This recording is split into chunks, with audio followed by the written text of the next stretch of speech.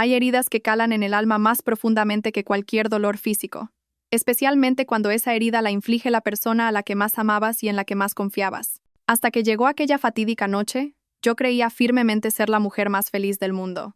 Hasta que la patada que me propinó mi marido hizo añicos no solo el hueso de mi pierna, sino también mi corazón y mi confianza. Pero en el momento más oscuro y desesperado, en los ojos claros de mi pequeña hija de 4 años, comencé a ver un tenue rayo de luz. El repiqueteo de la lluvia torrencial contra el cristal de la ventana resonaba con la misma furia violenta que la del hombre que tenía delante. Un dolor atroz que comenzaba en mi pantorrilla izquierda se extendió hasta la coronilla, impidiéndome siquiera gritar. Solo podía acurrucarme en el frío suelo de baldosas, mordiéndome los labios hasta sangrar. La vista se me nublaba y perdía el foco, pero los zapatos relucientes de mi marido, Javier, detenidos justo frente a mí, se veían con una claridad aterradora. Se inclinó, me agarró del pelo y mi cabeza se echó hacia atrás sin que pudiera oponer resistencia. Aquel rostro apuesto que tanto había amado estaba ahora contraído por la ira, rojo y horriblemente deformado. ¿Cómo te atreves a replicarme? Maldita parásita. Solo te pedí 50.000 euros para el negocio. ¿Y ni eso puedes darme? ¿Es que te quedarás a gusto cuando me veas en la calle, pidiendo limosna? Cada una de sus palabras era una daga que se clavaba en mi pecho. Parásita. Yo había dejado mi trabajo en una buena empresa para dedicarme a nuestra hija, Lucía, y a la familia, tal y como él me había exigido. Le había entregado todos mis ahorros y hasta el dinero de la venta del apartamento que mis padres me dejaron al casarme para financiar su supuesto negocio. Y ahora, a sus ojos, yo no era más que una parásita. Conteniendo las lágrimas que pugnaban por salir, apenas pude articular. De verdad que no tengo más dinero, cariño. Te di hasta el último céntimo que me quedaba el mes pasado. Miente, rugió Javier. Apretó con más fuerza mi pelo. ¿No te dejaron tus padres adoptivos una casa al morir? La vendiste y te guardaste el dinero a mis espaldas, ¿verdad? Confiesa ahora mismo. Aquella casa era el último legado de mis padres adoptivos. Pero también la había vendido hacía 3 años para pagar su supuesta operación de corazón cuando dijo que estaba enfermo. ¿Ya lo había olvidado? Pero no tenía fuerzas para explicárselo de nuevo. El dolor de la pierna estaba consumiendo toda mi conciencia. Instintivamente, supe que algo iba muy mal. Aparte del dolor punzante, no sentía nada más en la pierna. Empapada en lágrimas y sudor, supliqué desesperada. Por favor, para allá. Me duele mucho la pierna. Javier soltó una carcajada. Una sonrisa escalofriantemente fría. Me soltó el pelo y mi cabeza golpeó con fuerza el suelo. Que te duela. A ver si así espabilas y se te quitan esas manías de listilla. Escupió esas frías palabras, se dirigió al sofá y cogió su teléfono móvil. Y entonces, como si fuera otra persona, comenzó a hablar con una voz increíblemente dulce y cariñosa. Sí, mi amor, ya he cogido la llamada. Estoy arreglando un asunto de trabajo. En cuanto termine, voy a veros a ti y a nuestro hijo. Sí, tengo tantas ganas de veros. ¿Nuestro hijo? Sentí que el corazón se me paraba. No podía haber oído mal. ¿Con quién hablaba? ¿Qué hijo? Mi mente se llenó de confusión, y el dolor físico quedó sepultado bajo un shock mental aún mayor. Justo en ese momento, oí un sollozo ahogado proveniente de la puerta entreabierta de la habitación de mi hija, mi Lucía. ¿Desde cuándo estaba ahí? La niña se escondía tras la puerta, con los ojos redondos y llenos de lágrimas, aterrorizada, tapándose la boca con sus manitas para que no se le escapara el llanto. Verla me partió el alma en dos. Lo había visto todo. Había presenciado toda aquella escena de pesadilla. Javier también debió de oírla, porque colgó el teléfono apresuradamente y la miró con furia. ¿Y tú por qué lloras? Deja de hacer ruido y vuelve a tu cuarto. Cierra la puerta. Lucía se estremeció de pies a cabeza, temblando, pero no se movió. Me miró a mí. Sus ojos estaban llenos de miedo, pero al mismo tiempo brillaban con una inteligencia impropia de su edad. Y en ese instante, en medio de la desesperación, se encendió una única chispa de esperanza. La miré, y conteniendo el dolor, negué levemente con la cabeza. Luego, disimuladamente, señalé con el dedo mi teléfono móvil, que estaba sobre la mesita junto al sofá. Mi mirada era una súplica desesperada. No estaba segura de si mi hija de 4 años podría entender mi intención, pero Lucía era mucho más lista de lo que yo pensaba. Miró alternativamente mi dedo y a mí, y parpadeó. Luego asintió con la cabeza, un gesto tan pequeño que solo yo pude verlo. Aprovechando que Javier se había girado hacia la ventana para encender un cigarrillo, Lucía, descalza y sigilosa como un gatito, se acercó al sofá. El corazón me latía a punto de estallar. Por favor, que no se dé la vuelta, recé en silencio. La niña, al llegar cerca de la mesita, fingió tropezar, gritando un ¡ay! Y cayendo hacia adelante. Mi teléfono, golpeado por su mano, cayó sobre la gruesa alfombra. ¡Qué torpe eres!, gritó Javier sin ni siquiera girarse. Era el momento. Lucía recogió rápidamente el teléfono, pero en lugar de volver a ponerlo en la mesita, lo abrazó contra su pecho y se metió debajo de la mesa, fuera de la vista de Javier. Vi sus pequeñas manos temblorosas pulsando la pantalla. La contraseña era su fecha de nacimiento. Se la había enseñado para una posible emergencia. La pantalla se iluminó y la vi pulsar el icono de contactos. Deslizó la lista con su dedito y se detuvo en el nombre que yo había guardado como abuelo querido. Se llevó el teléfono a la oreja, con los labios apretados. No le salía la voz. Sabía que estaba aterrorizada, pero lo estaba intentando con todas sus fuerzas. Y finalmente, oí la voz temblorosa y entrecortada de mi hija susurrar al auricular una frase que nunca olvidaré: abuelo, abuelo, mamá. Mamá se va a morir. Hubo un silencio al otro lado de la línea. 1 segundo, 2, 3. Un silencio que pareció una eternidad se instaló en el aire tenso. Estaba a punto de desesperar. Pero entonces una voz grave, cálida y autoritaria se oyó a través del pequeño altavoz. Era un susurro, pero extrañamente nítido. Lucía, mi niña, qué bien lo has hecho. ¿Puedes decirle al abuelo dónde estáis ahora? La voz grave y potente del abuelo al otro lado del teléfono fue como un bálsamo que me rescató al instante de mi terror paralizante. Era una simple pregunta, pero contenía una extraña sensación de seguridad que me hizo darme cuenta de que ya no estaba sola. Rápidamente acerqué mi boca al teléfono que sostenía mi hija. Mi voz temblaba, pero era mucho más clara que antes. Abuelo, soy Sofía. Ahora mismo. Dije con dificultad la dirección de aquel modesto piso en Carabanchel que Javier había conseguido y que ahora se había convertido en un infierno. Entendido, la voz del abuelo no mostraba el menor atisbo de vacilación. Encerraros en una habitación. Cerrad bien la puerta con llave y no le abráis a nadie, incluido tu marido. El abuelo va para allá. La llamada se cortó y la pantalla se apagó. Lucía me miró con sus ojos llenos de lágrimas. Seguía asustada, pero en su mirada brillaba una luz de esperanza. La abracé con fuerza. Mi corazón seguía latiendo como un loco, pero ya no era por miedo. Era por la intensa convicción y la espera de que esta horrible pesadilla estaba a punto de terminar. Llevé a mi hija en brazos al baño y con agua tibia, limpié rápidamente las marcas de las lágrimas de su cara y la mía. Tenía que mantener la calma. Debía mostrarme fuerte delante de mi hija. No sabía cómo ni por qué medios vendría el abuelo, pero, como siempre había hecho desde niña, confiaba en él incondicionalmente. El tiempo pasaba con una lentitud asfixiante. Sentada en la cama, abrazando a mi hija, agucé el oído a cualquier sonido del exterior. La lluvia había amainado, y solo se oía el goteo rítmico de las gotas sobre el tejado de chapa. Unos 20 minutos después, un sonido extraño llegó desde la entrada de la calle. No era el ruido de una moto normal. Era el rugido grave de los motores de varios sedanes de alta gama entrando en el estrecho callejón. A continuación, el chirrido agudo de los frenos y el sonido decidido de las puertas al cerrarse. El corazón me dio un vuelco. Era el abuelo. Tenía que ser él. Antes de que pudiera reaccionar, oí los pasos firmes de varias personas acercándose a nuestro portal. No se parecían en nada a los de Javier. Eran rítmicos, imponentes, con un aire que intimidaba. En ese momento, la puerta del piso de enfrente se abrió de golpe y se oyó la voz chillona de la casera. ¿Qué es este escándalo a estas horas de la noche? ¿A quién buscan? Pero su voz se cortó de inmediato, sustituida por un jadeo de sorpresa. Curiosa, me asomé por la mirilla y me quedé sin palabras ante la escena que se desarrollaba. Frente a la casera no había una sola persona. Eran 4 hombres corpulentos, vestidos con trajes negros y con expresiones impasibles, como salidos de una película. Y en el centro de ellos estaba mi abuelo. Ya no era la imagen del abuelo bondadoso que recordaba. Vestía un traje gris perfectamente cortado, con la espalda erguida, y se apoyaba en un bastón de ébano con empuñadura de plata.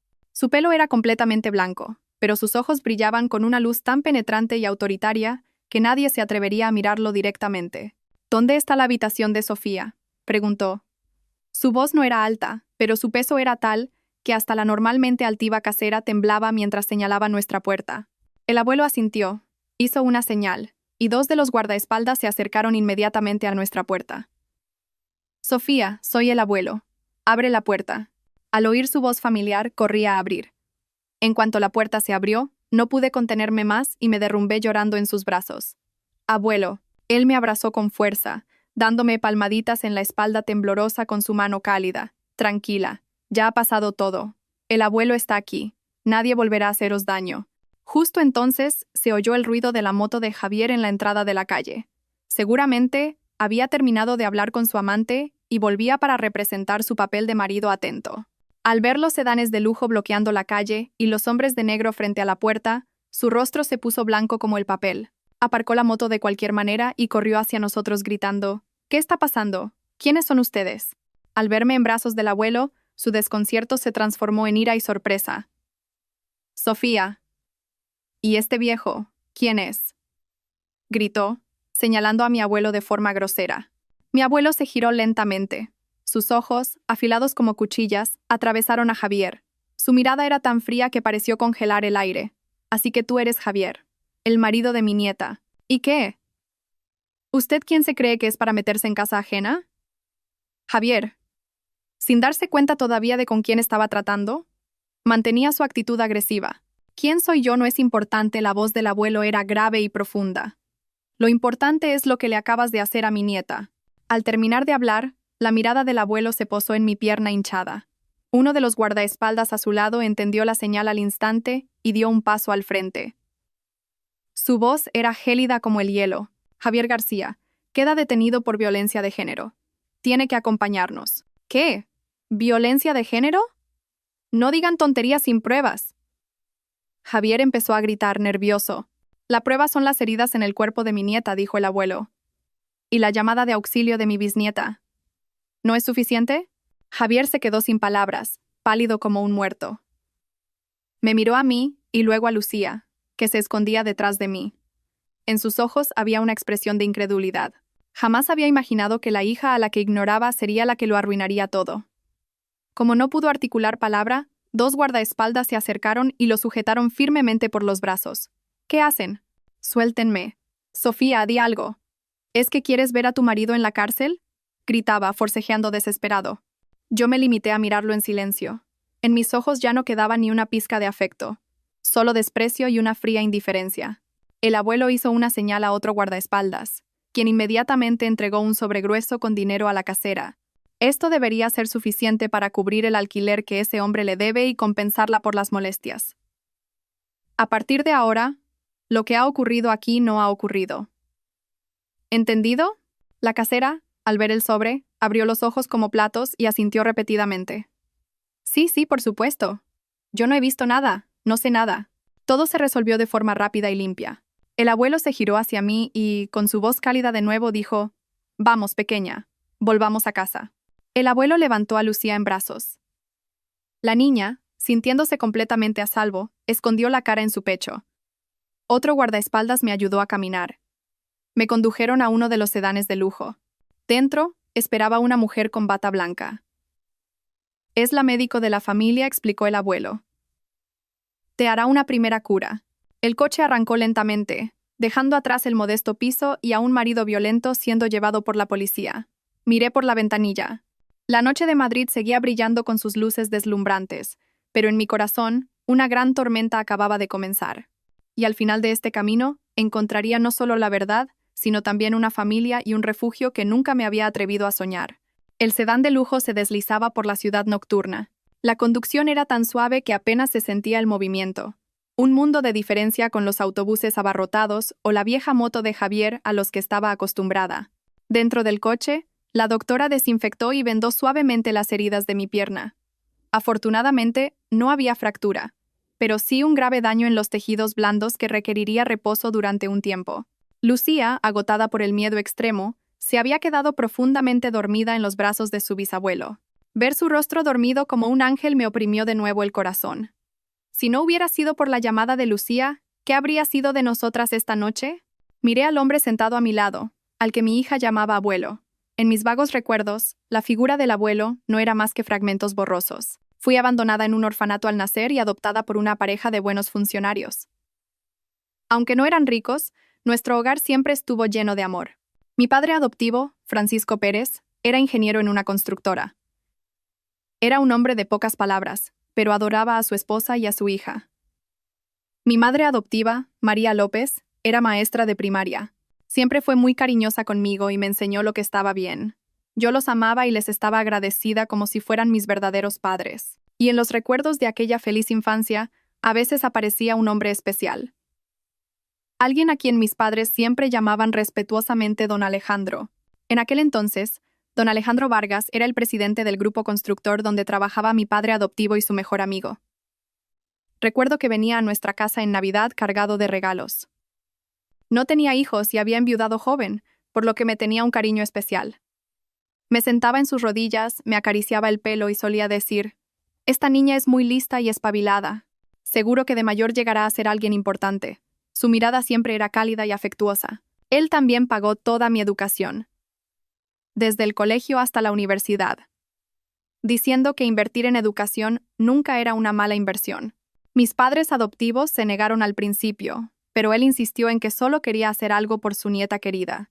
La tragedia llegó cuando estaba en mi último año de universidad.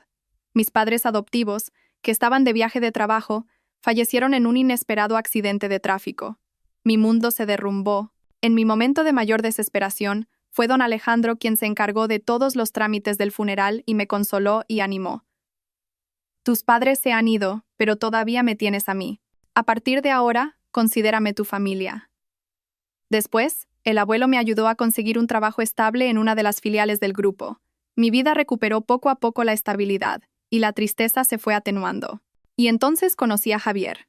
Era un nuevo empleado en el departamento de ventas, 2 años mayor que yo. Era alto, apuesto, con facilidad de palabra y siempre parecía una persona ambiciosa. Me contó su difícil infancia y lo mucho que había luchado para llegar a donde estaba.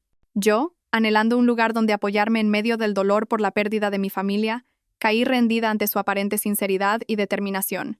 Nos enamoramos. Todavía recuerdo perfectamente la mirada del abuelo la primera vez que le presenté a Javier. No dijo mucho, simplemente lo observó en silencio. Esa noche, me llamó a su despacho. «Sofía», dijo con voz grave, «ese joven parece listo, pero su mirada no es honesta. No puedo meterme en tu vida amorosa, pero ten cuidado. Nunca se sabe lo que hay en el corazón de una persona». En aquel momento, cegada por el amor, no le di importancia a su advertencia. Pensé que era demasiado desconfiado, y que Javier era una buena persona. Incluso lo justifiqué, pensando que tal vez su origen humilde lo hacía parecer un poco retraído. Don Alejandro simplemente suspiró y no dijo nada más. Nos casamos un año después. Don Alejandro me regaló un lujoso apartamento en el barrio de Salamanca y una considerable suma de dinero como dote, diciendo que era el patrimonio que mis padres adoptivos habían ahorrado para mí. Después de la boda, Javier dijo que no quería vivir a costa de mi familia y que quería montar su propio negocio. Me mostró un plan de empresa muy convincente. Yo, que confiaba plenamente en mi marido, le di sin dudarlo todos mis ahorros y el dinero de la venta del apartamento que el abuelo me había dado. Cuando nació Lucía, Javier dijo que yo debía quedarme en casa para cuidar de la niña mientras él se encargaba de la economía. Una vez más, seguí su consejo. Y ese fue el comienzo de mi tragedia. El negocio de Javier no parecía ir bien. Se quejaba constantemente de dificultades y pedía más dinero. Yo ya no tenía nada que darle, solo podía animarlo. Poco a poco su actitud empezó a cambiar. Se volvió irritable y me gritaba a menudo. Las discusiones eran cada vez más frecuentes, y finalmente empezó a pegarme. Al principio solo cuando estaba borracho, pero luego se convirtió en una costumbre. Me usaba como saco de boxeo cada vez que las cosas no le iban bien. Yo lo aguantaba todo por mi hija y por la pequeña esperanza de que pudiera cambiar. No me atrevía a decírselo a don Alejandro. Temía preocuparlo y que se sintiera decepcionado por mi elección. Me guardé todo el dolor para mí. Hasta esta noche, cuando todo superó el límite. El coche se detuvo frente a una imponente mansión de estilo clásico con un gran jardín en La Moraleja. Era la residencia de don Alejandro desde su jubilación, un lugar que yo había visitado muy pocas veces. Al entrar, el ambiente silencioso y solemne de la casa me tranquilizó de una manera extraña. Don Alejandro nos condujo a una espaciosa habitación en el segundo piso. «Era la habitación de tu madre adoptiva», dijo. «A partir de ahora, esta es vuestra casa». Miré a mi alrededor. Todo estaba cuidado con esmero. Sobre el escritorio, una foto de mis padres adoptivos sonriendo felizmente seguía en su sitio. Las lágrimas volvieron a brotar. Después de tantos años, había vuelto a casa. Esa noche, por primera vez en años, Pude dormir profundamente, sin pesadillas de violencia, sin insultos. Dormí plácidamente, rodeada del amor de mi familia, y supe que, a partir de mañana, comenzaría una nueva vida y una nueva lucha. Y esta vez, no lucharía sola. A la mañana siguiente, me desperté cuando los rayos de sol entraban por el gran ventanal, dibujando cálidos rectángulos de luz en el suelo de madera. El dolor en la pierna seguía punzante, pero mi mente estaba extrañamente clara y despejada. Lucía seguía durmiendo profundamente a mi lado. Probablemente era la primera vez que dormía tranquila después de tanto tiempo de miedo. Me levanté de la cama con cuidado para no hacer ruido. Al verme en el gran espejo del tocador, me sobresalté. La mujer del espejo tenía un aspecto demacrado. Los ojos hinchados, el rostro pálido y un leve moratón en la mejilla, recuerdo de la bofetada de Javier de anoche. Pero en lo más profundo de esa mirada agotada, comenzaba a arder una llama de rabia y determinación. No podía seguir viviendo así. Tenía que cambiar. Por mí y por mi hija. Me duché y me puse la ropa de casa limpia que una de las empleadas me había preparado. Al bajar al comedor, me encontré con un desayuno abundante servido en la mesa. El abuelo leía el periódico, y a su lado estaba sentado un hombre de mediana edad, de aspecto muy intelectual, con gafas y un traje impecable. Al verme bajar, el abuelo sonrió. Su sonrisa bondadosa había vuelto a su rostro. ¿Has descansado, nieta? Ven, siéntate a desayunar. Te presento al señor Torres. Es mi abogado personal y mi amigo de mayor confianza. Me incliné para saludar al señor Torres. Él también se levantó y me estrechó la mano cortésmente. Señorita Sofía, buenos días. El presidente ya me ha puesto al corriente. Lamento mucho lo sucedido, pero me alegro de que haya salido de ahí. Durante el desayuno, el ambiente no fue para nada pesado. El abuelo y el señor Torres me preguntaron con delicadeza sobre mi situación, pero sin hurgar en la herida. Hablaron de planes de futuro, de la educación de Lucía, e incluso de destinos de viaje que podrían calmar mi espíritu. Me estaban ayudando a mirar hacia adelante. Después del desayuno, nos retiramos al despacho del abuelo. Las estanterías, que llegaban hasta el techo, estaban repletas de libros nuevos y antiguos. El aire del lugar era solemne e intelectual. Sofía, comenzó el abuelo, su voz ahora seria. No es momento de lamentarse. Tenemos que actuar. Y muy rápido. El señor Torres continuó. Abrió su maletín y sacó un fajo de papeles. Señorita Sofía, siguiendo las instrucciones del presidente, hemos realizado una investigación preliminar sobre la situación de Javier García. Lo primero que debemos hacer es congelar inmediatamente todos los activos que estén a nombre de ambos para evitar que desvíe fondos. ¿Activos en común? Es imposible que nos quede nada de eso. Todo el dinero que tenía se lo di para su negocio. El señor Torres esbozó una sonrisa profesional. No necesariamente. Legalmente siguen casados, así que debemos revisar todo de nuevo. Además, tenemos que rastrear a dónde fue a parar realmente el dinero que usted le entregó. El abuelo asintió. Exacto. Ese sinvergüenza no puede haber fracasado simplemente en un negocio. Tiene que haber algo más detrás. Torres, investiga todos sus movimientos financieros de los últimos 3 años. No dejes ni una piedra sin remover. Por supuesto, presidente, respondió el señor Torres. Tenemos a alguien vigilándolo desde anoche. Ha salido bajo fianza, y lo extraño es que no parece nada preocupado ni nervioso. De hecho, esta misma mañana, uno de nuestros hombres lo ha visto en una cafetería de lujo con una mujer. Al oír eso, el corazón me dio un vuelco. ¿Quién es esa mujer? Mi voz tembló ligeramente. Estamos verificando su identidad, pero una cosa es segura. Su relación no parecía la de simples conocidos. El señor Torres me mostró una foto tomada desde lejos. No era muy nítida, pero se veía a Javier sentado muy cerca de una mujer, con su mano cariñosamente sobre la de ella. Y aquí viene lo importante, continuó el señor Torres. Justo después de que usted abandonara el piso, él volvió allí. Nuestro hombre le oyó hablar por teléfono, diciendo con voz muy irritada. El plan se ha torcido. La estúpida esa no es tan simple como pensaba.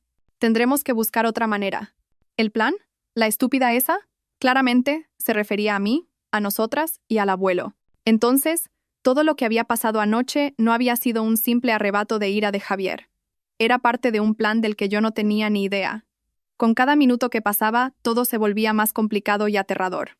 Una cosa más, señorita Sofía, dijo el señor Torres. Legalmente, tenemos pruebas más que suficientes para acusarlo de violencia de género. Pero para asegurar la custodia de la pequeña Lucía y que pague un precio mayor, Necesitamos más pruebas que demuestren que no es un padre apto y que ha cometido otros actos ilegales. El abuelo me miró. Su mirada era firme. Sofía, sé que esto va a ser muy duro para ti. Pero tienes que ser fuerte. Esta es tu lucha. ¿Quieres divorciarte, conseguir una pensión y dejarlo estar? ¿O quieres llegar hasta el final, destapar la verdadera cara de ese hombre y obtener justicia por los años que has sufrido? Miré al abuelo y luego al señor Torres. La llama de la ira y la determinación en mi interior ardía con furia. Ya había perdido demasiado. No podía permitirme perder a mi hija. Y no podía soportar la idea de que el hombre que había destrozado mi vida se saliera con la suya. Quiero llegar hasta el final. Mi voz ya no temblaba. Era extrañamente firme. Quiero que pague por todo. El abuelo asintió. Satisfecho. Bien dicho. Nieta mía. Entonces, empecemos con nuestro plan. Durante todo el día, permanecí en el despacho con el abuelo y el señor Torres. Elaboraron un plan detallado, paso a paso. Yo, que había sido una víctima pasiva, ahora era parte del plan, un eje crucial en la guerra legal y psicológica que se avecinaba. Sabía que el camino sería duro, pero ya no tenía miedo.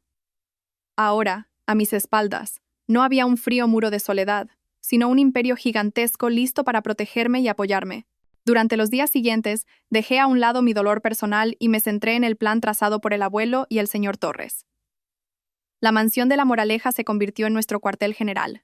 Cada día, el señor Torres venía a informar sobre la situación y a analizar nueva información. Yo, que había sido una simple ama de casa, empecé a familiarizarme con términos legales y financieros que nunca antes había oído. Leía con avidez los documentos que me traía el señor Torres, tratando de entender cada aspecto de la guerra a la que me enfrentaba. El abuelo no participaba directamente en la investigación, pero marcaba la dirección estratégica y utilizaba su extensa red de contactos para apoyarnos. Su calma y sabiduría eran mi ancla emocional. Como primer y más crucial paso, el señor Torres, en mi nombre, solicitó al juzgado una orden de congelación de emergencia para todas las cuentas bancarias a nuestro nombre. Simultáneamente, presentó una solicitud a los organismos pertinentes para prohibir cualquier transacción de compraventa o traspaso de activos relacionados. Era un ataque preventivo para cortarle la retirada a Javier e impedir que desviara los bienes restantes. Como esperábamos, esta medida lo convirtió en una bestia acorralada. No paraba de llamarme y enviarme mensajes. Al principio, con palabras dulces, suplicándome que retirara la demanda. Sofía, ¿por qué haces esto? ¿Por qué has congelado las cuentas? Necesito el dinero urgentemente para un proyecto. Si haces esto, me estás matando. Como no respondí, cambió de táctica y pasó a las amenazas. Muy bien, ¿así que te crees muy valiente ahora que tienes a ese viejo protegiéndote? Escúchame bien, no me lleves al límite. Si lo haces, ni tú ni tu hija saldréis ilesas. Lejos de asustarme, esos mensajes solo avivaron mi rabia. Se los reenvié todos al señor Torres, y se convirtieron en una prueba contundente de su naturaleza violenta y mezquina. Mientras tanto, el equipo del señor Torres trabajaba con una eficiencia asombrosa. En solo 3 días, trajeron los primeros resultados de la investigación. El señor Torres desplegó un fajo de papeles sobre la gran mesa de caoba del despacho del abuelo. Presidente, señorita Sofía, tenemos la primera pista. Señaló un grueso extracto bancario.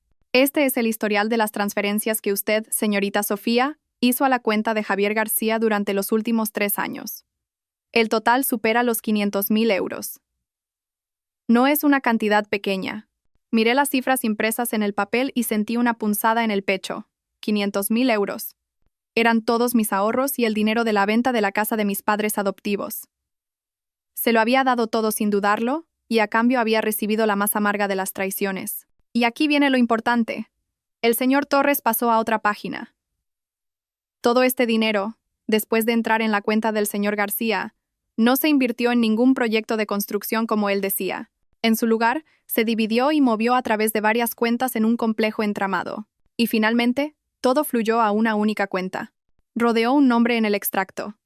Esta cuenta pertenece a una persona jurídica llamada Futuro Dorado Inversiones y Desarrollo, S.L. ¿Futuro Dorado? Fruncí el ceño. Nunca había oído ese nombre.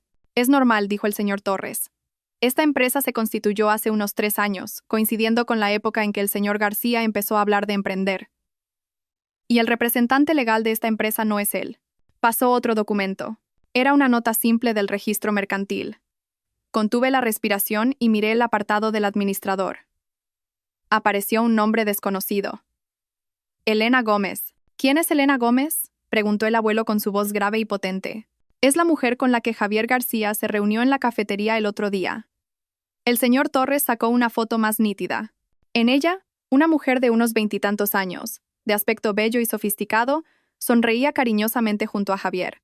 Todo quedó claro. No había ningún proyecto empresarial. Golden Future era una empresa fantasma, una tapadera para apropiarse legalmente de mi dinero. Con mi dinero, él había montado una empresa para su amante, construyendo un futuro dorado para ellos. Un futuro levantado sobre mi sacrificio y mis lágrimas. Una ira fría me subió por dentro. No solo me había engañado emocionalmente, me había estafado por completo. ¿Y dónde está la sede de esa empresa?, pregunté con voz firme. El domicilio social está en un edificio de oficinas de primera categoría en el Paseo de la Castellana, pero nuestra gente ha ido y solo tienen alquilada una oficina virtual, casi sin movimiento. Sin embargo, hemos localizado el apartamento donde vive esa tal Elena Gómez. Es un lujoso dúplex en una urbanización de lujo en el distrito de Chamberí, dijo el señor Torres. El abuelo, que había permanecido en silencio hasta entonces, habló. Un brillo agudo apareció en sus ojos. Torres investiga más a fondo a esa mujer, a Elena Gómez. Su pasado, sus relaciones, todo. Quiero saberlo todo. Y sigue vigilando los movimientos de ese tal Javier. Me temo que esto no es solo un caso de adulterio y estafa. Sí, presidente. Las palabras del abuelo me dieron un escalofrío. Tenía razón. ¿Cómo una mujer tan joven como Elena Gómez podía haber orquestado una estafa tan elaborada junto a Javier? ¿Había alguien más detrás de ella? ¿Y era Javier, un hombre violento y codicioso, lo suficientemente inteligente como para idear todo esto? Las piezas del rompecabezas empezaban a encajar, pero daban lugar a una conspiración y a preguntas mucho más grandes de lo que jamás podría haber imaginado. Presentí que esta lucha iba a ser mucho más compleja y peligrosa de lo que pensaba. La espera de los días siguientes se sintió como una eternidad. Cada día que pasaba, mi corazón ardía de impaciencia. Me preocupaba mi propio destino, pero sobre todo me preocupaba Lucía. La niña era demasiado pequeña para comprender la tormenta que se había abatido sobre nuestra familia. Solo se preguntaba por qué no podía ver a su padre, por qué su madre siempre parecía triste. Tenía que abrazarla y mentirle, diciéndole que papá se había ido a un viaje de trabajo muy largo. Cada vez que le mentía sentía como si un cuchillo me atravesara el corazón. Mientras yo me debatía en una maraña de emociones, el equipo del señor Torres y los detectives privados contratados por el abuelo trabajaban sin descanso. Como abejas laboriosas, recolectaban gota a gota el néctar de la verdad en un mundo lleno de trampas y mentiras. Una tarde, el señor Torres me llamó. Su voz era más seria de lo habitual. Señorita Sofía, ¿podría venir a mi despacho ahora mismo? Tenemos algunos descubrimientos nuevos y creo que sería mejor que los viera usted misma. Un mal presentimiento me invadió. Dejé a Lucía con una de las empleadas y me dirigí rápidamente al despacho del señor Torres, en el centro de la ciudad. Su oficina estaba en el último piso de un rascacielos, con una vista espectacular de Madrid. Pero en ese momento, por muy deslumbrante que fuera la ciudad, a mis ojos todo parecía gris. El señor Torres ya me esperaba en la sala de reuniones. Sobre la gran mesa había varias carpetas y un ordenador portátil. Siéntese, por favor, dijo en voz baja. Lo que va a ver ahora puede ser bastante impactante. Necesita prepararse. Asentí, apretando las manos sobre mi regazo. Dígame, puedo soportar lo que sea. El señor Torres suspiró. Giró la pantalla del portátil hacia mí. Hemos investigado más a fondo a Elena Gómez. No es una mujer sencilla. Aparentemente es la directora de una empresa emergente, pero en realidad tiene un pasado bastante complejo. Y lo más importante es que ella y Javier García no se conocen de hace poco. Pulsó el botón de reproducción. En la pantalla aparecieron varias fotos. La primera era de Javier y Elena Gómez paseando de la mano por una playa de Mallorca. La fecha de la foto era de hacía unos 3 años, solo unos meses después de que yo vendiera la casa de mis padres adoptivos para pagar la supuesta operación de corazón de Javier. Entonces, la enfermedad del corazón también había sido una mentira, una farsa para sacarme el último gran pellizco de dinero que me quedaba. Ese dinero se había utilizado para irse de viaje con su amante y empezar una nueva vida. Una pesada piedra en el pecho me dificultaba la respiración. Pero eso no era lo peor. El señor Torres pasó las siguientes fotos. Eran de los últimos 2 años. Momentos que, por derecho, deberían haber sido míos y de mi hija. Javier dándole de comer papilla con ternura a un niño regordete. Javier enseñando pacientemente a caminar al niño en un lujoso apartamento. Javier, Elena y el niño soplando las velas de un cumpleaños, sonriendo radiantes. La estampa de esa nueva familia era tan perfecta y feliz que dolía. ¿Quién es ese niño? Mi voz temblaba sin control. Es el hijo de Javier García y Elena Gómez. La voz del señor Torres también se había vuelto grave. Se llama Mateo. Tiene más de 2 años. Javier García la ha estado engañando y mantenía una doble vida. Mateo. Repetí el nombre en mi cabeza. Hasta el nombre de su hijo oculto se parecía al de nuestra hija, Lucía. Su crueldad no tenía límites. Así que era eso. Esa era la verdadera cara del marido abnegado al que yo había apoyado sacrificándolo todo. No solo me había sido infiel. Tenía una segunda familia. Era el padre de otro niño. El dinero que yo había ahorrado y pedido prestado para dárselo no era para un negocio, sino para mantener a su segunda esposa. Me había convertido en una vaca lechera que trabajaba diligentemente para la felicidad de otros. Esta verdad era más dolorosa que cualquier paliza. Era un insulto, una humillación a mi persona y a todo mi amor. Me quedé sentada, inmóvil. Las lágrimas caían sin cesar, pero esta vez no eran lágrimas de debilidad. Eran por mi estupidez, por mi juventud completamente estafada. Señorita Sofía, el señor Torres me ofreció un pañuelo. Sé que es difícil de aceptar, pero tenemos que enfrentarnos a esto. Esta prueba es un golpe mortal. Con el hecho de que tuvo un hijo y lo ocultó deliberadamente, podemos demostrar sin lugar a dudas que ha violado gravemente sus deberes matrimoniales y familiares. El tribunal, en el reparto de bienes y en la custodia de Lucía, se pondrá de su lado.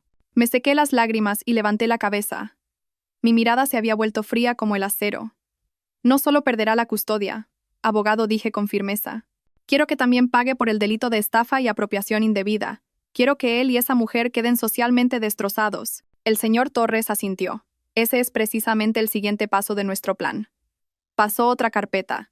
La empresa que tienen, Golden Future, no es solo una tapadera para blanquear dinero. También están involucrados en varias actividades empresariales ilegales.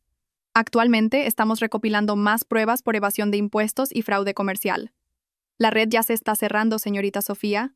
Salí del despacho del abogado cuando las luces de la ciudad comenzaban a encenderse. Me sentía vacía, pero llena de determinación. Todo el amor y el apego por ese hombre habían desaparecido por completo. Ahora, dentro de mí, solo quedaba una madre dispuesta a luchar por la justicia, por su futuro y el de su hija. No podía perder esta batalla. Mientras mi equipo y yo cerrábamos silenciosa y metódicamente la red legal alrededor de Javier y su amante, ellos, al otro lado, parecían no darse cuenta de la tormenta que se avecinaba. O quizás, un exceso de confianza les nublaba la vista.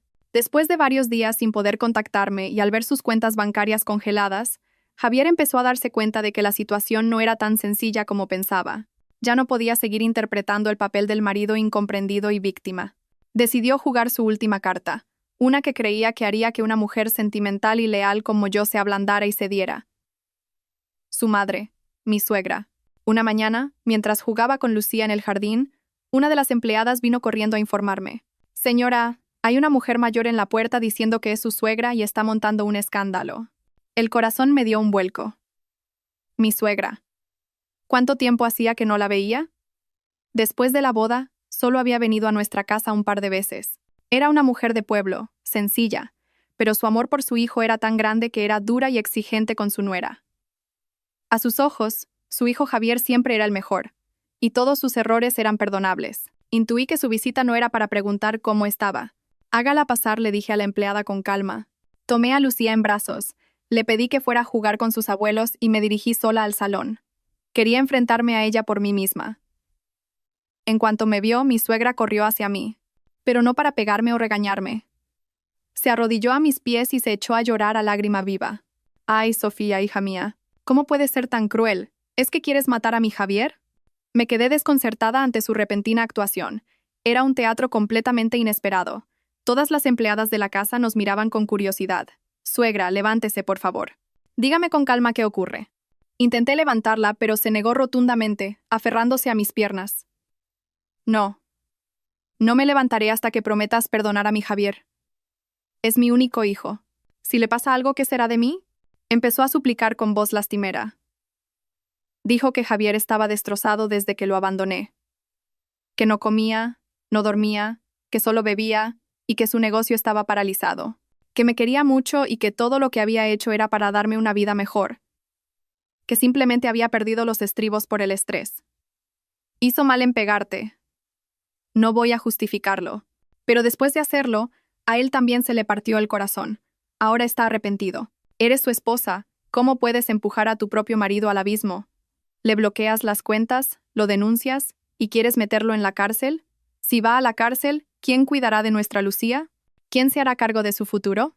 Cada una de sus palabras apuntaba directamente a mis puntos débiles. El vínculo matrimonial, el futuro de la niña.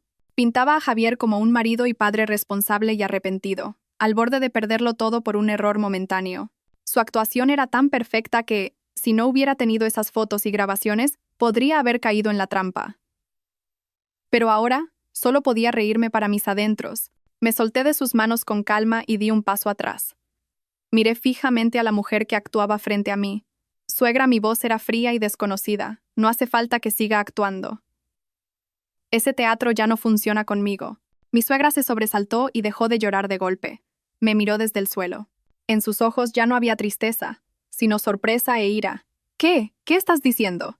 Vuelva y dígale a su hijo que, si de verdad está arrepentido, que vaya al juzgado y confiese todo. Si piensa seguir con este teatro, nos veremos en los tribunales. ¡Tú! Mi suegra se levantó de un salto.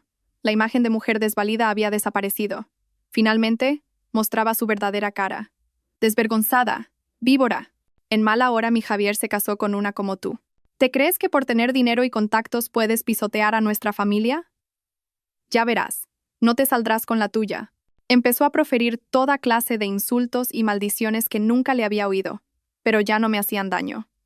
Simplemente la miraba en silencio, como si estuviera viendo una telenovela barata. Por favor, llamé a un empleado. Acompañen a esta señora a la salida. 2 guardaespaldas se acercaron inmediatamente y la escoltaron hacia afuera. Ella forcejeaba y gritaba, pero no podía con 2 hombres corpulentos. Te arrepentirás. Malnacida, te juro que no me quedaré de brazos cruzados. Su voz se siguió oyendo incluso desde fuera de la puerta. La casa volvió a la calma, pero en mi interior se agitaba una tormenta. El teatro de mi suegra había fracasado, pero me había dejado una cosa clara: no se rendirían.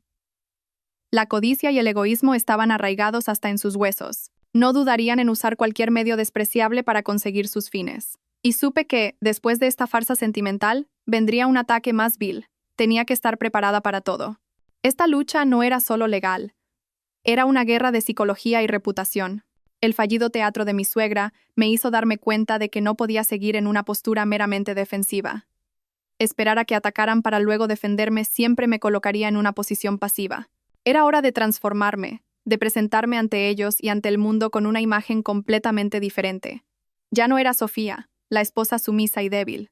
Tenía que convertirme en Sofía Vargas, la vicepresidenta del Grupo Vargas, una mujer autoritaria, segura de sí misma, a la que nadie se atrevería a subestimar. Esta transformación no era solo para darles una lección a Javier y su familia, era para recuperarme a mí misma, para reencontrar la esencia que había perdido en la oscuridad de mi infernal matrimonio. Empecé por mi apariencia. Dejé de vestir ropa de casa sencilla y de colores neutros. El abuelo llamó a los mejores estilistas y diseñadores de Madrid a la mansión. Trajeron las últimas colecciones de las marcas de lujo más exclusivas. Me probé de todo, desde vaporosos vestidos de seda hasta trajes de chaqueta impecablemente cortados y deslumbrantes vestidos de noche. Con cada cambio de ropa, sentía que me convertía en otra persona. Mi pelo largo, que siempre llevaba recogido en una coleta, se transformó en manos expertas en una melena con ondas voluminosas, teñida de un elegante y sofisticado castaño ceniza. Los maquilladores trabajaron mi rostro con esmero. Sin excesos, utilizaron el maquillaje para borrar el cansancio, resaltar mis facciones y darme un aire de autoridad intelectual. Cuando me miré al espejo, casi no me reconocí. La mujer del espejo era una extraña, pero a la vez, muy familiar. Era la persona que yo debería haber sido siempre. Una confianza profunda, intensa y deslumbrante empezó a brotar desde mi interior. Pero el cambio más grande no fue el exterior, sino mi forma de pensar y actuar. Empecé a involucrarme de lleno en los asuntos del grupo. Ya no era una mera asistente en las reuniones. Tomé la iniciativa de estudiar proyectos, leer informes financieros y entender la situación de cada filial. Los conocimientos de la universidad que creía olvidados resurgieron y, combinados con las amargas experiencias de la vida, me dieron una visión más profunda y realista del mundo de los negocios. Empecé a dar mis opiniones y propuestas en las reuniones. Al principio, hubo algunas miradas de escepticismo, especialmente entre los directivos más antiguos que llevaban años sirviendo al abuelo. Probablemente, Todavía me veían como la nieta privilegiada, pero no me desanimé. Los convencí con cifras, análisis lógicos y argumentos afilados. Poco a poco, empezaron a mirarme de otra manera, con un respeto genuino. El abuelo observaba mi transformación. No decía mucho, pero sus ojos estaban llenos de orgullo. Empezó a encargarme tareas más importantes, a hacerme partícipe de las negociaciones con los socios principales. El mundo de los negocios es el campo de batalla más feroz, me dijo. Te hará más fuerte y dura que cualquier universidad. Y tenía razón. Cada negociación, cada reto profesional, era una lección valiosa. Aprendí a mantener la calma bajo presión, a leer las intenciones de los demás, a tomar decisiones firmes y precisas. Mi confianza ya no provenía del respaldo del abuelo, sino de mi propia capacidad y esfuerzo. Ya no me intimidaban las miradas inquisitivas, ni temblaba al hablar en público. Había recuperado mi propia voz. Mi transformación no se limitó al trabajo. Empecé a reconstruir mi vida social. Asistí a fiestas del sector y eventos benéficos. Me presenté con una imagen completamente nueva, una empresaria elegante, bella, inteligente y carismática. Los medios de comunicación dejaron de referirse a mí como la víctima de un sonado divorcio y empezaron a hablar de la princesa que regresa al Imperio Vargas, la nueva estrella en ascenso del mundo empresarial. Sabía que todo esto llegaría a oídos de Javier. Quería que lo viera. Quería que supiera que la mujer que había abandonado y despreciado estaba ahora en una posición que él jamás podría alcanzar. Quería que se arrepintiera. Pero, en un sentido más profundo, esta transformación era para mí. Era una declaración de que mi vida no podía ser arruinada por un hombre patético. Merecía una vida mejor, un futuro más brillante, y lo iba a construir con mis propias manos. Era hora de que el fénix, quemado en las llamas de la traición, resurgiera de sus cenizas, más bello y fuerte que nunca. Aproximadamente un mes después de empezar a trabajar oficialmente en el grupo, mi vida había cambiado por completo. Mis días estaban ocupados con trabajo, reuniones y viajes de negocios. Esa actividad era el mejor remedio para olvidar el dolor y concentrarme en el futuro. Mi imagen como vicepresidenta del Grupo Vargas aparecía cada vez más en los medios. Estaba segura de que Javier y su familia veían y sabían todo esto, pero extrañamente estaban completamente en silencio. Ni llamadas, ni mensajes, ni escándalos. Ese silencio me inquietaba un poco. ¿Estarían tramando algo? ¿O realmente se habían asustado y rendido? Fuera lo que fuese, no podía bajar la guardia. Le pedí al equipo del señor Torres que siguiera recopilando pruebas y preparando el próximo juicio. Un sábado por la tarde, después de una semana estresante, decidí regalarme una tarde de relax. Quería comprarle algunos regalos a Lucía. Pronto tendría una actuación en el colegio, y quería que mi hija fuera la más guapa de todas. Conduje el deportivo descapotable blanco que el abuelo me había regalado y me dirigí a unos grandes almacenes de lujo en el centro de la ciudad. Ya no me sentía cohibida ni fuera de lugar como antes. Caminaba con seguridad, la elegancia de una dama se había convertido en mi segunda piel. Estaba en una boutique de ropa infantil de lujo, eligiendo un vestido de princesa rosa para Lucía, cuando oí una voz familiar y afilada a mi espalda. Vaya, vaya, ¿a quién tenemos aquí? Si es la señora vicepresidenta. Se te ve muy bien, conduciendo cochazos y viniendo a estos sitios. Me giré y allí estaba, nada menos que Elena Gómez, la amante de Javier. Pero no estaba sola. Agarrada a su brazo, cariñosamente, estaba el propio Javier. Parecía más delgado y demacrado. Pero el traje que llevaba seguía siendo de marca. Al verme, un atisbo de sorpresa y torpeza cruzó sus ojos, pero rápidamente lo ocultó tras una máscara de frialdad e indiferencia. Pero Elena era diferente. Me escudriñó de pies a cabeza, con una envidia y hostilidad que no se molestó en ocultar. Su vientre estaba bastante abultado y lo exhibía de forma desafiante, como si quisiera presumir. ¿Qué pasa? ¿Te has sorprendido? ¿Creías que podías prohibirnos venir a sitios como este? Claro, una mujer como tú, que seguramente solo ha pisado mercadillos en su vida, es normal que se asombre. No dije nada, solo esbocé una leve sonrisa. No iba a rebajarme a discutir con alguien como ella. Mi silencio pareció enfurecerla aún más. Javier, mira esto. Ahora que es vicepresidenta, nos ignora.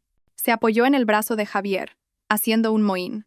¿O es que todavía está resentida porque la dejaste? Claro, ¿cómo una mujer vieja y que ni siquiera puede darte un hijo va a retener a un hombre? ¿Has terminado? Esta vez no me quedé callada. Miré a Elena directamente a los ojos y dije, con una voz que no era alta pero sí gélida como el hielo. No tengo tiempo para recibir lecciones de vida de una amante como tú, así que, ¿te importaría apartarte? ¿Qué? ¿Cómo te atreves? ¿Quién es la amante? El rostro de Elena se enrojeció de ira. Yo soy la prometida de Javier y la madre de su hijo. La que sobra aquí eres tú. Intentó abalanzarse sobre mí, pero Javier la detuvo. Ya basta, Elena. No montes una escena aquí. La voz de Javier sonaba cansada. Me miró con una expresión compleja. Sofía, no tenemos por qué llegar a esto. Es agua pasada. Sí, es agua pasada, respondí. Así que controla a tu mujer. Que no ande ladrando por ahí y molestando a la gente. Dicho esto, tomé el vestido que había elegido y me dirigí a la caja. A propósito, saqué la tarjeta negra que me había dado el abuelo, un símbolo de poder ilimitado. La dependienta, al ver la tarjeta, cambió de actitud al instante y me hizo una reverencia. Elena y Javier se quedaron pálidos al ver la escena. Sabía que esta ostentación era un poco infantil, pero era necesaria. Tenía que mostrarles que las tornas habían cambiado por completo. Después de pagar, con la bolsa de la compra en la mano, salí de la tienda sin volver a mirarlos. Pasé a su lado como si fueran dos extraños sin importancia. Pero cuando había dado unos pasos, Javier me llamó de repente.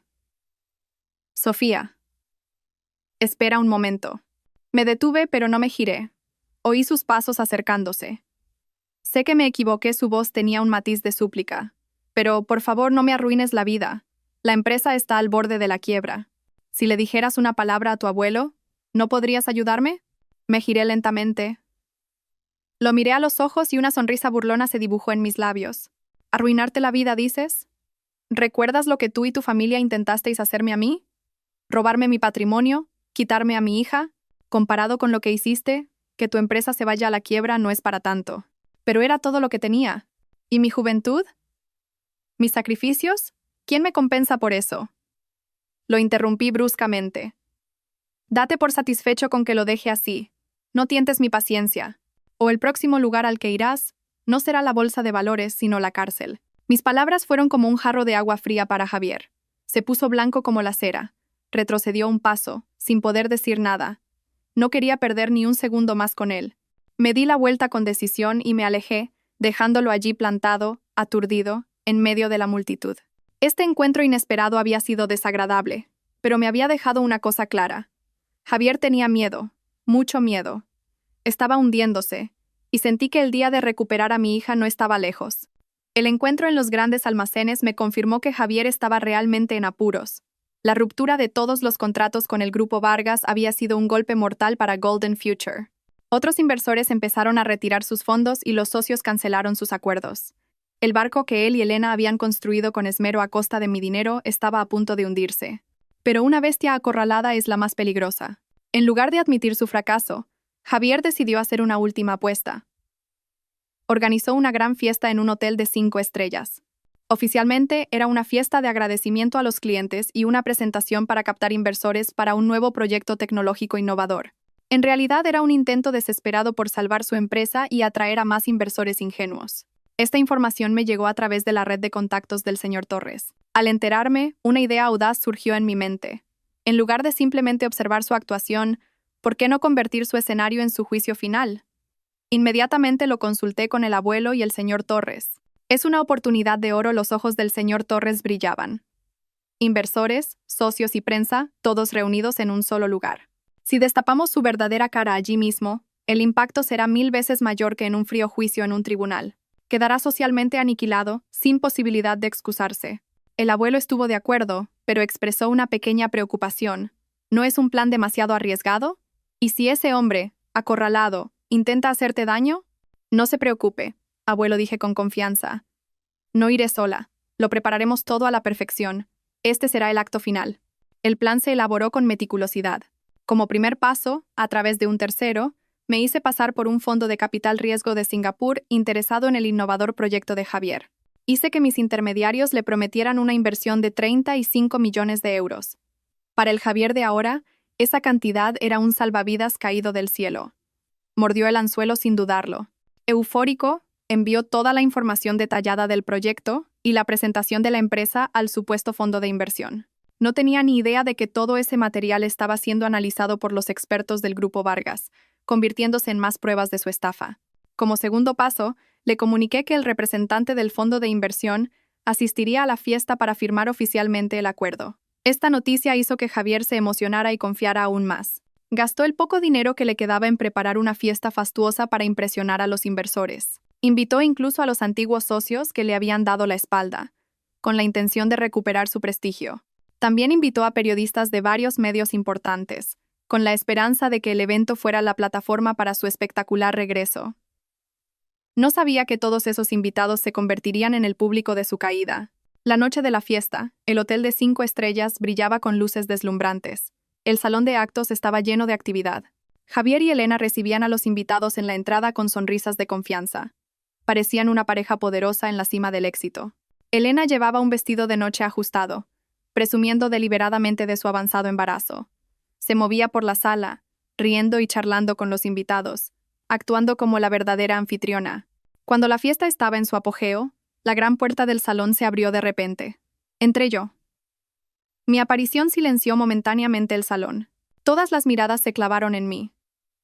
Llevaba un vestido de noche negro, de diseño simple pero extremadamente elegante. El vestido, ceñido al cuerpo, y el pelo recogido en un moño alto, dejaban al descubierto mi esbelto cuello y unas brillantes joyas de diamantes. Llevaba un maquillaje intenso que resaltaba mis labios rojos y una mirada afilada. A mi lado estaba el abuelo, y detrás, el señor Torres y 2 guardaespaldas. La aparición del presidente del Grupo Vargas sorprendió aún más a la gente, y los murmullos se hicieron más fuertes. Javier y Elena, al vernos, se quedaron con la sonrisa congelada. El rostro de Javier perdió todo su color. Se acercó apresuradamente, tartamudeando. Presidente Sofía, ¿qué hacen ustedes aquí? Sonreí. Sabía que era una sonrisa que le helaría la sangre.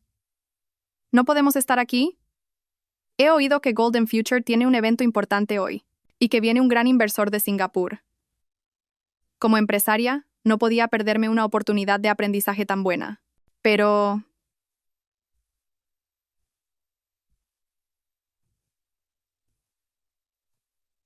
no les hemos enviado invitación. Vaya, ¿en serio? Levanté la invitación dorada que tenía en la mano. ¿Y esto qué es? Supongo que un empleado tuyo se ha equivocado. Javier se quedó sin palabras. Sabía que estaba provocándolo a propósito, pero delante de tanta gente, y especialmente delante del abuelo, no podía hacer nada. Tuvo que forzar una sonrisa y guiarnos a la mesa VIP que había preparado. La fiesta continuó, pero el ambiente había cambiado por completo. Toda la atención ya no estaba en el anfitrión Javier, sino en nuestra mesa. La gente empezó a susurrar, haciendo todo tipo de conjeturas sobre mi reaparición. ¿Una reconciliación? ¿O una advertencia pública? La trampa estaba tendida y el escenario listo. Me senté tranquilamente, di un sorbo a mi copa de vino y observé el rostro de Javier, lleno de ansiedad y confusión. La mejor obra, el último y más dramático acto, estaba a punto de comenzar. Cuando la fiesta llegó a su momento culminante, Javier subió al escenario. Intentó recuperar la confianza, tomó el micrófono y comenzó su discurso. Habló de la visión y la misión de Golden Future, del innovador proyecto tecnológico que cambiaría el mundo. Pintó un futuro brillante y prometedor para seducir a los inversores. En la primera fila, Elena lo miraba con ojos llenos de admiración y orgullo. Ambos estaban tan inmersos en su fantasía de un regreso triunfal que no se dieron cuenta de que el telón estaba a punto de caer. Y hoy dijo Javier con voz emocionada, tenemos el gran honor de recibir a un importante inversor de Singapur. Esta colaboración será el ala que permitirá a Golden Future volar más alto y más lejos. Justo cuando estaba en medio de su apasionado discurso, la enorme pantalla LED que proyectaba el logo de la empresa detrás de él se apagó de repente. Un murmullo recorrió el salón. Javier, desconcertado, se giró, sin entender qué pasaba. Hizo una seña al equipo técnico, pero nadie respondió. Y entonces, ante el asombro de todos, la pantalla se volvió a encender, pero no con el logo de Golden Future. La primera imagen que apareció fue una foto clara de mi rostro, lleno de moratones y heridas, mis ojos hinchados y mi pierna escayolada. La foto que me habían hecho la mañana después de aquella fatídica noche. Al lado, en letras grandes y claras, se leía: esta es la verdadera cara del amor. El salón se quedó en un silencio sepulcral. La música de fondo se detuvo. Todos contuvieron la respiración, clavando la mirada en la pantalla. El rostro de Javier en el escenario se puso blanco como el papel. Señaló la pantalla con mano temblorosa, tartamudeando: ¿qué es esto? Apagadlo. Apagadlo ahora mismo. Pero ya era tarde. La pantalla pasó a otra escena. Esta vez era un vídeo. Una grabación de una cámara de seguridad en la que se veía a Javier agarrándome del pelo y dándome patadas en el modesto piso. La calidad no era excelente, pero sus actos crueles y violentos eran innegablemente claros. Los murmullos en el salón se convirtieron en gritos de horror e indignación. Dios mío, qué bestia. Y parecía tan normal. Elena, sentada abajo, también se quedó helada. Miraba alternativamente la pantalla y a Javier, con una expresión de pánico. El espectáculo no había terminado. La pantalla continuó mostrando fotos de Javier y Elena juntos.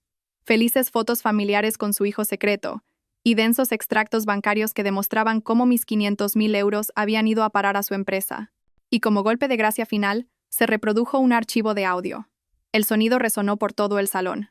Era la conversación entre Javier y Elena, discutiendo su plan de estafa, hablando de cómo me iban a usar como una vaca lechera. Esa tía es ingenua y se fía de cualquiera. Es fácil de engañar. En cuanto le pides dinero, te lo da sin rechistar la voz de Javier. Llena de confianza y desprecio, retumbó en la sala. Cuando la grabación terminó, el salón estalló. El silencio se convirtió en una ola de furia. Insultos y miradas de desprecio se dirigieron hacia Javier y Elena. ¡Estafador! ¡Malnacido! ¡Devuélveme mi dinero! Los inversores y socios que momentos antes escuchaban el discurso de Javier ahora lo miraban como a un monstruo. Algunos se levantaron y se fueron. Otros sacaron sus móviles para grabar. Javier se quedó en el escenario como si le hubiera caído un rayo. Temblaba de pies a cabeza. Todo se había derrumbado, en cuestión de minutos. Me miró desde arriba con ojos llenos de odio y desesperación. Sabía que todo había sido mi plan. Fue entonces cuando me levanté tranquilamente y subí al escenario. Le quité otro micrófono de la mano a un miembro del personal que estaba igualmente aturdido. Miré a Javier directamente a los ojos y dije, con una voz fría, pero lo suficientemente clara para que todos la oyeran: Javier García, tu actuación ha sido magnífica, pero es hora de bajar el telón. Me giré hacia el público. Mi voz ganó fuerza. Damas y caballeros, soy Sofía Vargas, la esposa del hombre que está en este escenario. Lo que acaban de ver es solo una pequeña parte de la verdad. Hoy no estoy aquí para lamentarme de mi dolor, sino para desenmascarar a un estafador profesional y un maltratador que se esconde tras la máscara de un empresario de éxito. Levanté un fajo de papeles. En mis manos tengo todas las pruebas de las estafas, la apropiación indebida, el fraude comercial y la evasión de impuestos de Golden Future. Ese innovador proyecto del que acaba de hablar no es más que un cuento para robarle su dinero.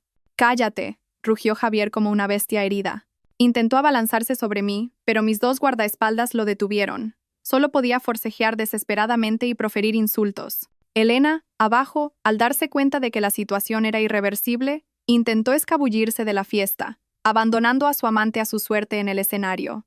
La fiesta de agradecimiento a los clientes y captación de inversores se había convertido en el juicio público más humillante que Javier jamás podría haber imaginado. En medio del caos del salón, mientras Javier seguía gritando inmovilizado por los guardaespaldas, un grupo de personas uniformadas de policía apareció de repente en la entrada. Su presencia silenció a todos. A la cabeza iba un oficial de policía de alto rango y rostro severo. Acompañado por dos agentes, caminó rápidamente hacia el escenario. La gente se apartó instintivamente. El oficial se detuvo frente a Javier y le mostró un documento con un sello oficial. Javier García queda detenido por los presuntos delitos de estafa, apropiación indebida, lesiones graves y fraude comercial. Debe acompañarnos a comisaría para prestar declaración.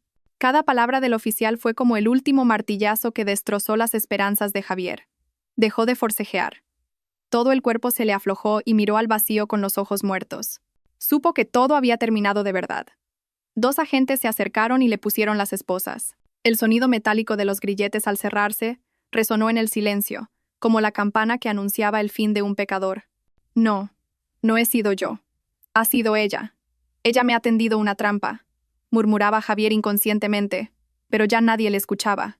Fue escoltado entre la gente que una vez lo había admirado y aclamado, con la cabeza gacha como un perro derrotado. Las puertas del salón se cerraron, y con ellas, una vida recién arruinada. Simultáneamente, otro equipo de policía llegaba al lujoso apartamento de Elena Gómez. Acababa de huir de la fiesta y antes de poder recuperarse del shock, se encontró con la justicia. En pánico por la situación y con su avanzado embarazo, Elena ya no pudo mantener su anterior actitud arrogante y desafiante. Ante las preguntas de los inspectores, se derrumbó rápidamente y lo confesó todo. Admitió haber planeado la estafa con Javier y que Golden Future no era más que una herramienta para blanquear dinero. Para conseguir una sentencia más leve, incluso entregó todos los libros de contabilidad, documentos y otras pruebas que había copiado en secreto para protegerse. Traicionó a su amante sin piedad. El drama no terminó ahí. En la fiesta, después de que se llevaran a Javier, su madre, que había asistido como la futura suegra del presidente, no pudo soportar el shock. Al ver a su amado hijo esposado y sus sueños de riqueza desvanecerse como el humo, gritó y se desmayó en el acto. La gente corrió a ayudarla y llamó a una ambulancia. Se la llevaron inconsciente. El teatro que ella y su hijo habían montado con tanto esmero terminó en una tragedia para su propia familia. La justicia divina tarda, pero llega. El autor, la cómplice y la encubridora, todos los que pecaron, acabaron recibiendo su merecido. Yo observé todo esto en silencio desde el escenario. En mi corazón no había euforia de victoria, sino una extraña sensación de paz. Por fin se había hecho justicia. El abuelo se acercó y me puso una mano en el hombro. Todo ha terminado, nieta mía. Asentí. Una lágrima rodó por mi mejilla. Pero esta vez era una lágrima de liberación. Había atravesado la tormenta, y ahora, ante mí, me esperaba un cielo despejado. Durante los días siguientes, el caso de Javier se convirtió en el centro de la atención mediática. Con pruebas irrefutables y la confesión de Elena, todos sus crímenes salieron a la luz. La prensa desenterró su pasado. ¿Cómo había pasado de ser un joven ambicioso de origen humilde a un estafador profesional que se aprovechaba de mujeres ricas e ingenuas? Un falso millonario. La sociedad quedó horrorizada e indignada al conocer su verdadera cara. Yo, que había sido la esposa cruel, me convertí de la noche a la mañana en un símbolo de mujer fuerte que lucha por la justicia. Las críticas anteriores se transformaron en respeto y simpatía. Recibí innumerables cartas y mensajes de mujeres desconocidas que me decían que mi historia les había inspirado y dado el valor para salir de relaciones tóxicas. Supe que mi lucha ya no era solo mía. 6 meses después, el juicio contra Javier García y sus cómplices se celebró públicamente en la Audiencia Provincial de Madrid.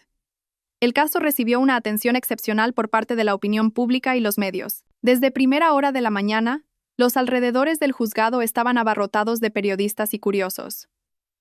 Yo asistí al juicio como víctima y testigo principal. Ya no sentía miedo ni ansiedad. Estaba allí para enfrentarme a mi pasado y presenciar cómo se hacía justicia. Llevaba un elegante traje blanco y un maquillaje ligero que dejaba entrever serenidad y confianza. Al entrar en la sala, todas las miradas se posaron en mí. Caminé con calma hasta el banquillo de la acusación y me senté junto al señor Torres. En el banquillo de los acusados estaban Javier, Elena y la madre de Javier. Su aspecto era lamentable. Javier estaba demacrado, con canas en el pelo y los ojos hundidos. No se atrevía a levantar la cabeza.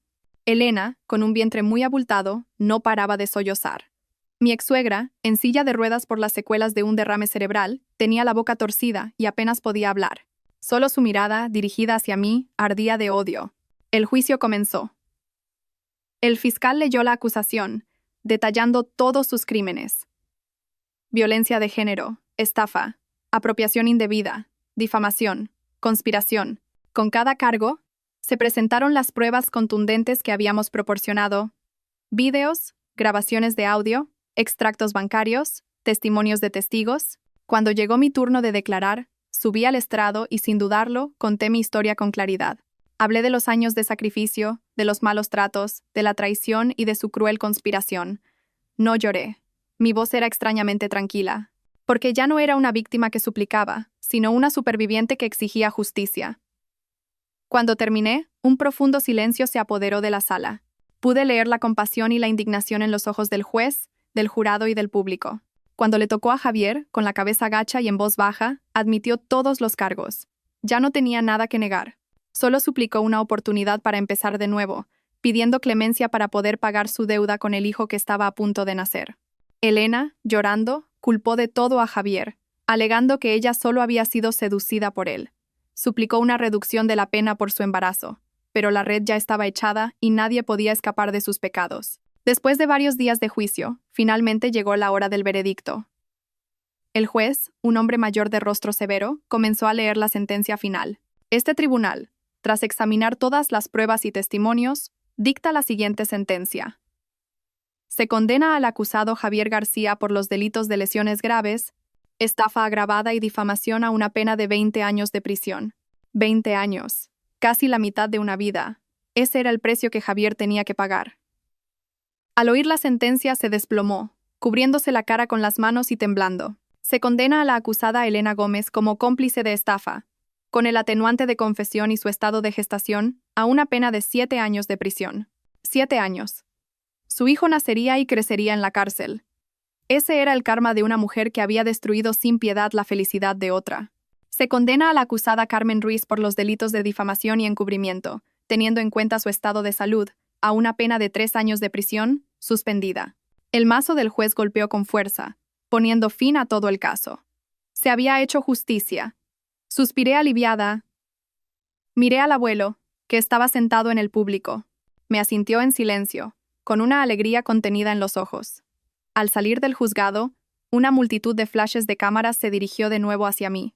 Pero esta vez no eran preguntas curiosas, sino palabras de felicitación. No concedí entrevistas.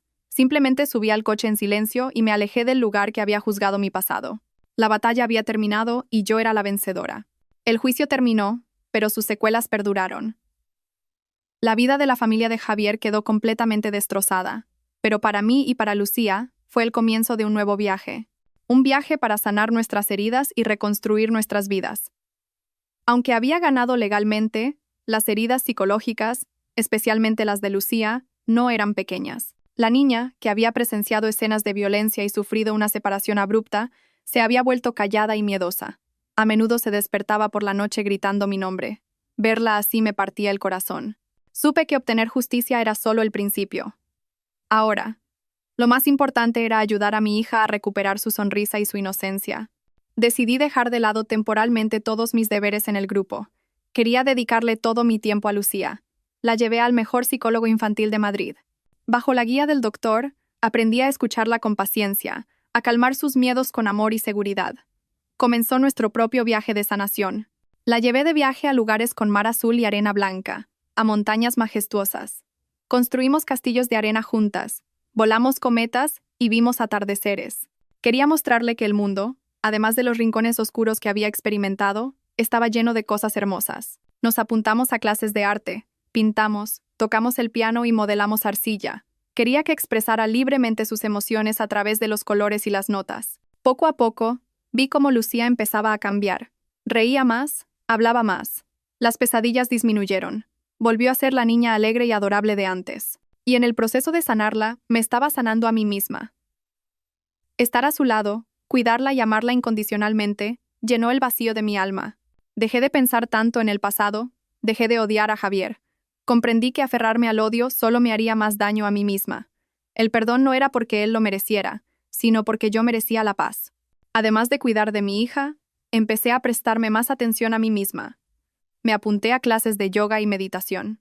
La respiración profunda y los movimientos suaves me ayudaron a recuperar el equilibrio en mi cuerpo y mi mente. También empecé a leer más libros de filosofía, psicología y sobre el arte de vivir. Me di cuenta de que había un sinfín de cosas interesantes en este mundo por explorar. Dejé de cerrarme. Me abrí más a las amistades. Quedaba con viejas amigas para tomar un café y charlar, y también hice nuevas amigas en el mundo de los negocios. Eran mujeres fuertes e independientes. Me mostraron otros modelos de felicidad. La felicidad no tenía por qué venir necesariamente de un hombre. Podía venir de la carrera, de las pasiones y de ser dueña de una misma. Un día, el abuelo me llamó a su despacho. Me entregó una carpeta. Sofía, estos son los expedientes de varios proyectos benéficos que patrocina el grupo. Échales un vistazo y elige el que más te llegue al corazón para gestionarlo tú misma. Creo que ha llegado el momento de que hagas algo por la sociedad. Pasé las páginas.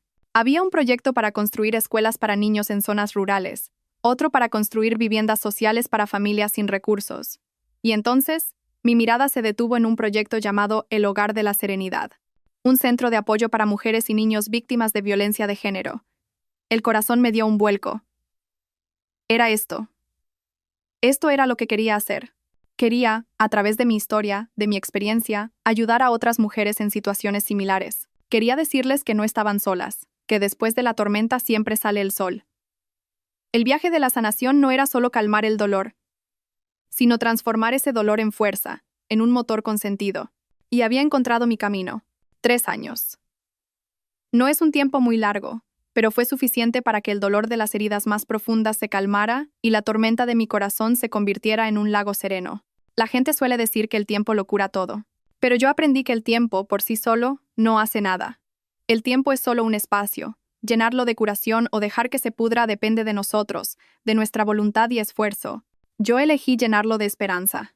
La vida de Lucía y la mía habían pasado a una página completamente nueva, y cada palabra de esa página estaba escrita con la tinta de la serenidad y la risa. Mi pequeño ángel, que una vez tuvo que presenciar la escena más horrible, era ahora una niña de segundo de primaria, inteligente y segura de sí misma. El rastro de miedo en sus ojos había desaparecido por completo, reemplazado por una alegría de vivir clara, curiosa y brillante. Ya no se despertaba sobresaltada por la noche, ni lloraba con los ruidos fuertes. En su lugar, cada mañana me abrazaba con fuerza, me susurraba los pequeños secretos de su mundo infantil, y si se caía, se levantaba sola, y me decía con una sonrisa: «Estoy bien, mamá». Al verla con su uniforme blanco, el pelo bien peinado, parloteando sobre el colegio, supe que mi decisión de luchar hasta el final había sido la correcta. No solo había conseguido justicia para mí, había recuperado toda la infancia inocente de mi hija. El proyecto al que le dediqué más cariño, el Hogar de la Serenidad, también había florecido. Lo que empezó como un pequeño centro de apoyo se había convertido en una sólida red y un hogar común para cientos de mujeres y niños desfavorecidos. Ya no era solo una patrocinadora que observaba desde lejos, sino su hermana, su amiga, su compañera de viaje. Cada semana paso 2 tardes en el centro, no para supervisar el trabajo, sino para escuchar sus historias. Escucho la historia de una madre soltera que, después de 10 años de malos tratos, escapó valientemente con sus 2 hijos. Me dice entre lágrimas que mi historia, que vio en la televisión, le dio la fuerza para marcharse. En ese momento pensé, me cuenta, si ella pudo, ¿por qué yo no? Yo también soy una persona y merezco ser feliz. Escucho la historia de una joven de 17 años que tuvo que abandonar sus estudios para casarse a la fuerza con un hombre rico pero violento. Llegó al Hogar de la Serenidad una noche de tormenta, con las manos vacías y el corazón roto. Ahora, está volviendo a estudiar, cumpliendo poco a poco su sueño de ser diseñadora de moda. Cada historia, cada fragmento de vida que encuentro, es como un espejo que refleja mi propio pasado. Veo mi reflejo en su miedo, en su dolor y en su tenue esperanza. Ayudarlas es mi forma de sanarme a mí misma. Y comprendí una vez más que la mejor manera de superar el dolor no es enterrarlo, sino convertirlo en una antorcha que ilumine el camino para otros que están perdidos en la oscuridad. A veces, en momentos de calma, pensaba en la familia de Javier. Aunque no los buscara, las noticias sobre ellos me llegaban de alguna manera. Se decía que Elena, al salir de la cárcel, se había marchado discretamente de la ciudad con su hijo. Se fue a un pueblo lejano, cambió de nombre y empezó una nueva vida. Probablemente, su hijo era la única razón que tenía para seguir viviendo. Mi ex-suegra, consumida por el dolor y la enfermedad, acabó muriendo sola en una residencia de ancianos. Y Javier, 20 años es una condena larga. Está pagando sus pecados entre fríos barrotes. Ya no siento odio ni satisfacción. La ira de antaño se ha calmado, dejando solo una indiferencia casi fría. Ellos mismos escribieron el final de sus vidas. El pasado es pasado, como una riada que arrasa con todo, dejando solo el sedimento del olvido. Aprendí a soltar, no para perdonarlos, sino para liberar mi propia alma. Bajo la guía gradual del abuelo, mi trabajo en el grupo ya no era una carga ni un desafío. Se había convertido en mi pasión. Les demostré a todos, y lo más importante, a mí misma, que podía mantenerme en pie por mis propios medios. Ya no era la nieta del presidente. Era Sofía Vargas, la directora general del Grupo Vargas, que había superado una crisis económica global, cerrado con éxito un acuerdo multimillonario con socios japoneses y expandido la marca Vargas por toda Asia. El éxito profesional me dio independencia económica, pero mi mayor alegría seguían siendo los momentos sencillos con mi familia. Un fin de semana por la tarde, el cielo estaba despejado y la brisa marina era fresca. Lucía, el abuelo y yo fuimos de viaje a Santander. En lugar de un lujoso resort, alquilamos una pequeña casa junto a la playa con un jardín lleno de bugambillas. El atardecer caía lentamente, tiñendo el cielo y el mar de un color dorado. Lucía estaba construyendo un enorme castillo de arena con otros niños del lugar. Sus risas cristalinas se mezclaban con el sonido de las olas, creando una sinfonía de paz. El abuelo y yo nos sentamos en un banco de madera, observándola en silencio. El abuelo había envejecido mucho. Su pelo era blanco como la plata, pero su mirada seguía siendo lúcida y su sonrisa, tan bondadosa como siempre, ya no cargaba con el peso de un gran grupo empresarial. Ahora, su alegría era cuidar del jardín, leer y jugar con su única bisnieta. «Mírala», dijo el abuelo. En sus ojos brillaba una felicidad inocultable. Es igual que su bisabuela, siempre alegre y llena de energía. Sonreí y apoyé la cabeza en su hombro. Un hombro delgado, pero que seguía siendo mi apoyo más firme. Gracias, abuelo, por estar siempre ahí, por darnos todo a mi hija y a mí. Tonta, me acarició el pelo. Te has ganado tu propia felicidad. Eres la persona más fuerte y resiliente que conozco. Nos quedamos allí sentados. 3 generaciones. Una familia unida por lazos de amor y sacrificio más fuertes que la propia sangre. Justo entonces, una voz grave y cálida sonó a nuestras espaldas. Buenas tardes, don Alejandro. Sofía. Espero no interrumpir. Me giré.